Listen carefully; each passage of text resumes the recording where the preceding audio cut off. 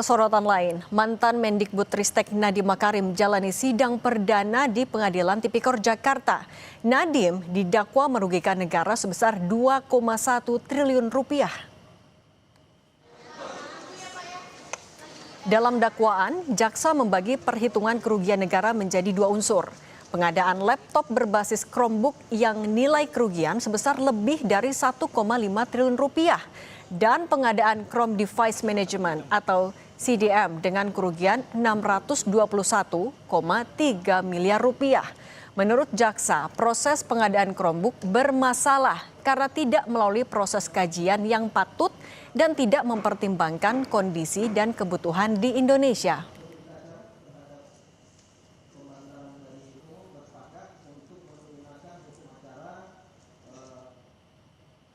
Sidang perdana Nadiem digelar saat KUHP dan KUHAP baru telah diberlakukan.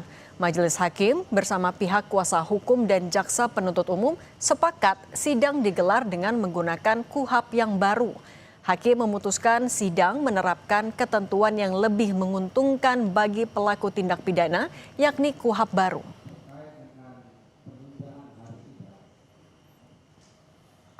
Ini kan ada peralihan, ya, sebagaimana kita ketahui.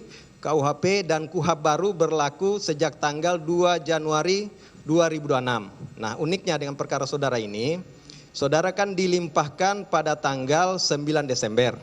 Ya, itu sebelum berlakunya KUHP dan KUHAP yang baru. Kita agendakan di tanggal 16 Desember, ternyata saudara tidak bisa dihadirkan. 23 Desember juga tidak bisa dihadirkan dan hari ini baru dilakukan pembacaan dakwaan dengan kehadiran saudara di saat berlakunya KUHP dan KUHAP per tanggal 2 Januari 2026. Demikian ya. Olehnya itu sebelum kita lanjutkan ya, ini supaya kita sama, ini karena masa peralihan, kami ingin menanyakan atau mendengarkan tanggapan ataupun sikap dari penasihat hukum dengan berlakunya KUHAP dan KUHP. Sikap kami tentunya akan mengikuti prinsip bahwa undang-undang yang digunakan adalah undang-undang yang ketentuannya akan lebih menguntungkan bagi terdakwa. Perkara atas nama terdakwa Nadiem Makarim kami melimpahkan pada saat berlakunya undang-undang yang lama. Sehingga dalam substansi pidana materialnya kami masih menggunakan dan kami masih berpendapat tetap menggunakan Undang-Undang Nomor 31 Tahun 99 junto Undang-Undang 20 Tahun 2021. Karena pelimpahan perkara di pengadilan sudah masuk tahap pemeriksaan karena sudah ada penetapan hakim dan penetapan hari sidang. Dari penuntut tetap dengan pasal dan ketentuan yang sudah diserahkan di surat dakwaan ya. Karena kan kalau melihat KUHP baru itu kan ada ketentuan lain ya. Jadi tetap ya karena sudah di ini. Terhadap hukum acara baik dari penasihat hukum maupun penuntut umum bersepakat untuk menggunakan hukum acara KUHAP baru ya.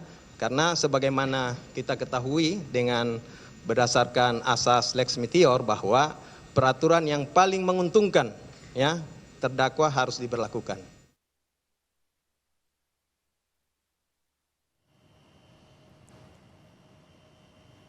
Menteri Hukum Supratman Andi Aktas menyatakan saat ini masih dalam masa transisi dari KUHP dan KUHAP lama ke aturan baru. Menkum memastikan tidak akan ada kendala dalam masalah ini. Terkait kasus yang berjalan, sementara masih menggunakan proses hukum acara lama.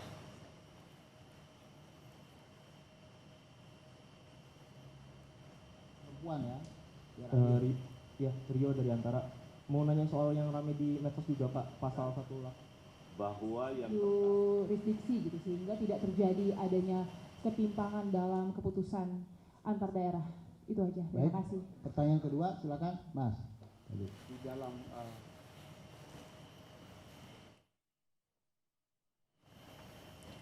Saudara, KUHP dan KUHAP yang baru telah diberlakukan sejak 2 Januari kemarin. Hari ini sidang perdana Nadiem Makarim telah gunakan KUHAP baru, namun dakwaan jaksa masih gunakan ketentuan yang lama. Lalu bagaimana proses ini akan berjalan? Kita ulas bersama mantan Hakim Agung Gayus Lumbun yang telah bergabung melalui sambungan virtual di sore hari ini. Selamat sore Prof. Gayus. Selamat sore. Ya Prof, Anda ngelihat tadi yang disaksikan kita bersama, sidang Nadiem kali ini, Nadiem Makarim. Apakah wajar terjadi dakwaan dan proses acara yang berbeda aturan dengan yang digunakan? Saya berpendapat bahwa undang-undang itu tidak hanya berdasar prosedural saja, tapi bagaimana esensial dari persoalan ini yang bisa diselesaikan. Oke. Kalau katakan ini baru dalam tahap transisi, sudah 2 tahun lebih ya permasalahan mengenai undang-undang yang baru disahkan untuk berlaku 2 tahun kemudian, yaitu 2026 ini Januari. Tentunya waktu itu masih menggunakan yang lama. Oke. Kemudian saya mendengarkan tadi Pak Menteri Hukum sebagai penggagas revisi melalui jalur pemerintah yang diwakili oleh Menteri Hukum, tentunya sudah menjamin tadi bahwa tidak akan ada gangguan sama sekali dan masih menggunakan yang lama. Apalagi perkara ini sudah dimulai sebelum diberlakukannya undang-undang yang baru. Jadi bagi saya persoalan yang penting adalah bagaimana hakim ini memerankan keadilan. Saya harus menyinggung sedikit mengenai bagaimana seorang hakim agung di Inggris ya, bernama Bernardus Maria Taverner. Ya. Beliau mengatakan bahwa sesungguhnya yang diperlukan itu adalah bagaimana kejujuran, sikap adil bagi penegak hukum. Undang-undang itu adalah petunjuk saja. Bahkan dengan undang seburuk apapun akan bisa diberikan keputusan yang adil apabila hakimnya bagus, jaksanya bagus, polisinya bagus, dan lawyernya juga bagus. Itu pendapat saya yang bisa mendukung bahwa memang pendapat hakim atau pelaksananya yang baik. Oke, tapi gini Prof, kalau kita bicara asas yang berlaku saat ini, dalam penerapan KUHAP yang baru, ini hakim menyebut asas Lex Meteor, menggunakan ketentuan yang lebih menguntungkan terdakwa. Apakah asas ini juga selalu harus diaplikasikan dalam masa transisi seperti ini? Tidak semua asas itu diberlakukan sebagai norma. Oke. Yang berlaku adalah norma yang mengatur. Tadi saya katakan norma itu digunakan saja untuk sebagai petunjuk kalau ini versinya Taverner. Itu pandangan saya, walaupun Taverner juga banyak tantangan oleh John Locke misalnya, Montesquieu juga menentang. Tapi pertentangan itu berfokus kalau pada berat lain ya apa yang ada. Tapi kalau mengatakan asas menguntungkan terdakwa juga tidak bisa diterapkan. Asas itu tidak punya sanksi. Yang punya itu norma. Bagi saya, ya jadi bagi saya asas baik-baik saja, tapi asas itu tidak mengikat secara yuridis di sidang pengadilan. Oke, kalau gitu selanjutnya saya akan tanyakan juga bagaimana sikap Anda jika asas ini berbenturan begitu dengan kepastian hukum atau penuntutan kasus berat seperti kasus korupsi yang dialami oleh Nadiem Makarim. Akan saya tanyakan hal itu Prof setelah jeda di Sapa Indonesia Malam sesaat lagi.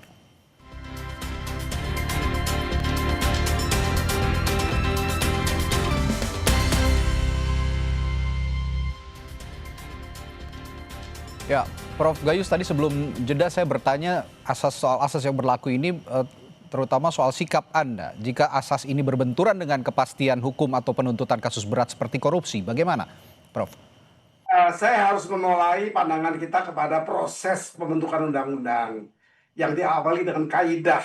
Setelah kaidah diformulasikan pembentukan hukum menjadi asas. Setelah asas baru norma. Nah, melihat ini tentunya kalau norma bertentangan dengan asas yang tidak dipertimbangkan atau sudah dipertimbangkan tapi dipilih yang berbeda, tentu kita mengakui adalah norma atau undang-undang. Jadi kalau ada bertentangan ya tinggalkan asas, tinggalkan kaidah. Itu pendapat saya secara logika hukum ya, mengatakan seperti itu. Jadi kalau bertentangan ya menggunakan selalu pada undang-undang yang mengatur seperti apa. Tadi juga ada yang menarik Prof, disebut oleh hakim ketua tadi di persidangan Nadiem Makarim bahwa KUHAP baru dipilih ini karena lebih menguntungkan terdakwa. Saya ingin tanyakan di sisi mana KUHAP baru ini menguntungkan terdakwa atau terpidana ini?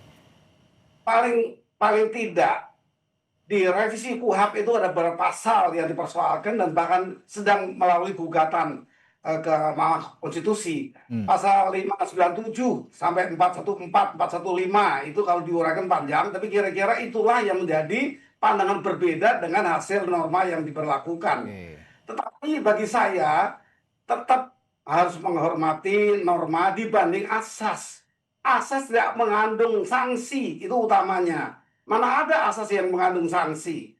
Artinya kalau norma ada sanksinya, itu ukuran-ukuran dari pemberlakuan dari kedua hal ini. Jadi saya berpendapat bahwa tetap ini harus jalan sebagaimana norma yang telah menentukan. Hanya saja tadi Menteri Hukum, penguasa hukum dari eksekutif itu menjelaskan tidak akan ada gangguan. Yang lama menggunakan yang lama, itu kan sudah ketentuan sebenarnya. Bahwa yang lama, proses lama menggunakan undang-undang yang lama.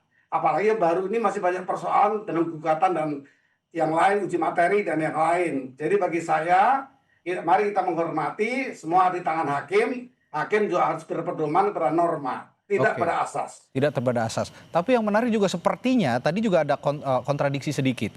Kalau dari POV ataupun perspektif jaksa, sepertinya jaksa lebih memilih tetap menggunakan ketentuan KUHP yang lama dalam surat dakwaan. Nah, ini dampaknya terhadap strategi penuntutan dan pembelaan terdakwa bagaimana? Dari penilaian tentu hakim itu penguasa persidangan.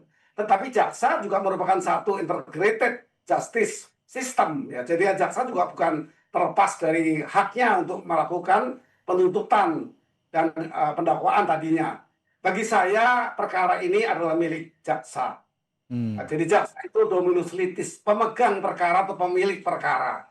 Tentu punya hak yang tinggi untuk menentukan menggunakan yang mana. Jadi bagi saya karena perkara ini lama sebelum pengesahan diberlakukannya uang baru, tentu jaksa punya alasan yang kuat untuk menggunakan yang lama. Oke, lalu ini mungkin publik secara awam juga belum secara rinci mengetahui, Prof. Pengaruhnya KUHP lama dan KUHP baru itu apa sih bedanya untuk proses persidangan yang paling mencolok terlihat begitu ketentuan-ketentuan barunya? Saya mencatat paling tidak ada berapa pasal baik di KUHP maupun di KUHP. Ya. Nah di KUHP itu jelas sekali banyak pertentangan, hakim akan memutus seperti apa. Saya akan mengatakan kalau kebijaksanaan yang layak menunggu. Karena pemutusannya ada di Mahkamah Konstitusi. Mana yang diterima untuk dilakukan revisi dan mana yang tetap diberlakukan itu haknya Mahkamah Konstitusi. Alangkah baiknya kalau itu menunggu nanti terhadap apa yang sesuai untuk digunakan. Tetapi kalau saat ini saya masih merujuk pada jaksa penentu. Karena jaksa itu dominus litis, pemilik perkara. Dia mendakwa dengan undang-undang yang lama, baik KUHP maupun KUHP-nya. Ini berlaku pada waktu itu. Nanti putusan ini kan berjalan terus ini sambil mungkin ada pertimbangan baru, hakimlah yang berwenang untuk memastikan putusannya. Oke. Sebagai penutup, Prof, apa pesan Anda juga kepada publik dan juga penegak hukum terkait era baru hukum pidana ini, terutama rekomendasi Anda supaya proses transisi ini juga tidak kemudian melemahkan penegakan hukum dan juga perlindungan hak asasi juga tetap terjamin, begitu, Prof? Ya, tapi tidak terjamin hanya karena norma, tentunya bukan karena asas. Saya bukan hanya karena asas. Asas semua orang menghendaki seperti bunyi asas, tapi asas telah menjadi norma dalam proses pembentukan perundang-undangan. Jadi bagi saya publik harus mentaati pengadilan ini memutus atau mempertimbangkan seperti apa. Ada di pengadilan. Tapi jaksa tidak salah bagi saya karena proses penuntutan itu masih di masa berlakunya undang yang lain yang tidak mungkin menggunakan yang baru yang belum ada. Jadi tetap jaksa sebagai pemilik perkara di pengadilan harus diterima pendapatnya atau putusannya. Oke, tapi Prof, ini sebelum saya tutup juga saya sempat teringat lagi tadi dengan pernyataan hakim yang sempat menanyakan ke jaksa dan penasihat hukum soal penggunaan KUHP baru. Ini ada yang menarik. Para hakim ini, terutama hakim ketua, menanyakan apakah ini nanti bisa digunakan KUHP baru atau tidak. Nah, mengapa tidak langsung diputuskan saja oleh hakim? Apakah ini menunjukkan hakim sebenarnya masih bingung juga atau ragu kira-kira? Tentunya ada asas lain, ya mungkin juga merupakan asas ini kalau hakim itu harus memberi keseimbangan. Tadi diingatkan hak asasi manusia juga merupakan dasar paling utama sehingga tidak melanggar asasi yang asasi lainnya. Tapi saya mau apresiasi hakim, dia menanyakan pilihannya. Apakah pihak terdakwa berpendapat lain dan JPU berpendapat yang lain. Tapi hakimlah yang memutuskan nanti. Namun ya saya berpendapat bahwa jaksa pendapatnya harus dihormati karena dialah pemilik perkara ini untuk diajukan ke pengadilan untuk mendapatkan keadilan. Oke, baik, terima kasih perspektifnya Profesor Gayus Lumbun, mantan Hakim Agung yang telah berbagi perspektif dan pandangannya soal KUHP dan KUHP baru. Selamat petang Prof, sampai jumpa lagi. Ya Pak, sama-sama. Dan Saudara Wakil Menteri Hukum Edy Hierye menyatakan aturan baru penangkapan tersangka tidak harus ada izin pengadilan.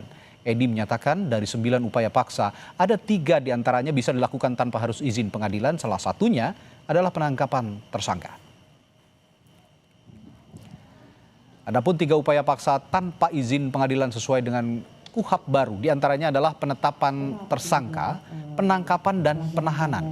Edy Hierye menyebut penetapan tersangka tanpa izin dilakukan karena belum ada hak asasi yang dilanggar. Sementara itu terkait penahanan ia menyebut karena letak geografis dan sumber daya manusia. Tersangka dikhawatirkan akan mudah kabur jika harus melalui proses izin pengadilan baik saat penetapan maupun penangkapan. Tapi yang juga ketakutannya adalah 9 upaya paksa, hanya ada 3 upaya paksa tanpa izin pengadilan. Selebihnya itu semua harus izin pengadilan. Yang kedua, mengapa penangkapan tanpa izin pengadilan? Penangkapan itu umurnya hanya 1 kali 24 jam. Kalau izin terlebih dahulu, itu terus kemudian tersangkanya keburu kabur, nanti yang didemonstrasi, polisi juga yang didemonstrasi oleh keluarga korban. Mengapa ini tanpa izin? Letak geografis di Indonesia itu jangan dibayangkan Pulau Jawa. Di tempat saya, Kabupaten Maluku Tengah itu ada 49 pulau. Jarak satu pulau ke ibu kota kabupaten itu 18 jam. Cuaca ekstrim kayak begini, itu kapal motor tidak mau berlayar bisa 1-2 minggu. Kalau harus dihadapkan, harus minta izin, kemudian tersangkanya itu keburu kabur, siapa yang mau tanggung jawab? Jadi letak geografis. Selain itu, Wamenkum Edy Hierye juga menegaskan pasal yang mengatur tentang penghinaan terhadap lembaga negara. Edy menambahkan batasan lembaga negara pada KUHP baru ini lebih rinci dibandingkan dengan KUHP sebelumnya. Pembatasan ini dilakukan untuk mencegah penafsiran yang melebar. Penghinaan terhadap lembaga negara itu hanya dibatasi 1 presiden wakil presiden, 2 MPR, 3 DPD, 4 DPR, 5 Mahkamah Agung, 6 Mahkamah Konstitusi. Jadi sangat terbatas. Dan itu delik aduan. Delik aduan yang harus mengadukan itu adalah pimpinan lembaga. Apa dasar pemerintah dan DPR membentuk pasal itu? Dasarnya adalah putusan Mahkamah Konstitusi tahun 2006 ketika pasal 134 bis itu dibatalkan. Yang dilindungi dari negara itu apa? Kedaulatan. Lalu ada satu hal, harkat dan martabat negara. Presiden dan wakil presiden itu adalah personifikasi suatu negara. Sehingga mengapa pasal ini harus ada. Yang dilarang betul di dalam pasal 218 ini adalah menista atau memfitnah. Menista itu contohnya adalah ya kebun binatang keluarlah dengan menghujat seseorang. Atau memfitnah kalau Setelah gulingkan Presiden Venezuela, Presiden Amerika Serikat Donald Trump, bidik Kolombia dan Kuba, kami punya informasi dan ulasannya setelah jeda di Sapa Indonesia Malam.